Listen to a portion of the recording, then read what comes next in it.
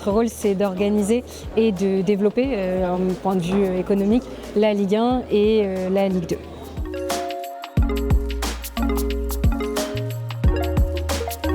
Première grande étape de la démarche d'accompagnement, c'est la mesure, parce qu'on a besoin de mesurer pour constater et une fois qu'on a ce constat, pouvoir donner des priorités. Une fois que ces priorités sont établies, on va chercher à inciter les clubs très fortement via notamment la licence club sur des actions très spécifiques à mettre en place. Et finalement, une fois qu'on les a aiguillés, on va chercher à les accompagner, tout simplement pour les aider à remplir ces objectifs-là.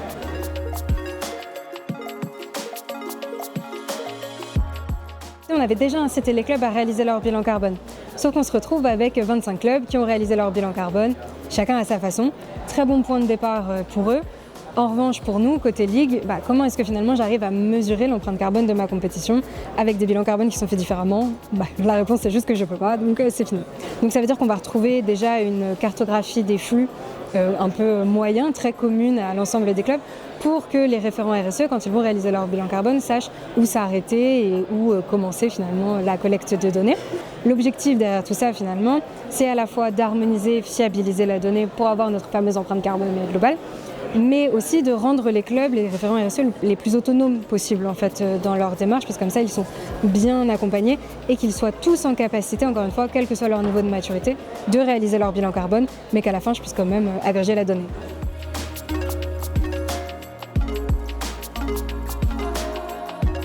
La licence club, c'est le label qu'en fait les clubs de Ligue 1 et de Ligue 2 doivent avoir pour toucher la part fixe de leurs droits télé.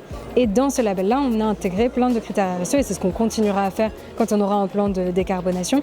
Et ces critères vont des mobilités des spectateurs aux mobilités des équipes professionnelles, à la gestion des déchets, à la récupération des eaux de pluie et ainsi de suite.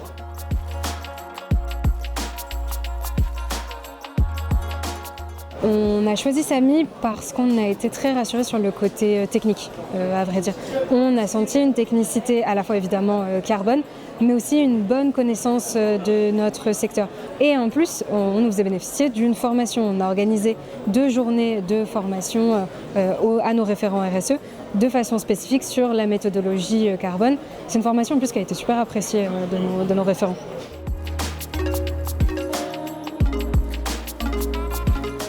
On va avoir de très grands clubs, on va avoir de beaucoup plus petits clubs, on va avoir, comme je disais, des bonnes surprises parfois avec des plus petits clubs qui auront des solutions que de grands clubs n'auraient pas imaginées parce que par les mêmes contraintes, mais qui en réalité sont totalement transposables.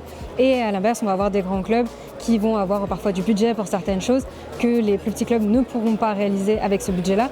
Mais même nous, en tant que Ligue, on pourra sans doute s'en inspirer pour essayer de créer quelque chose à mettre à disposition à l'ensemble des clubs. Donc finalement, c'est vraiment ce partage de bonnes pratiques qui nous permet globalement d'aller plus loin.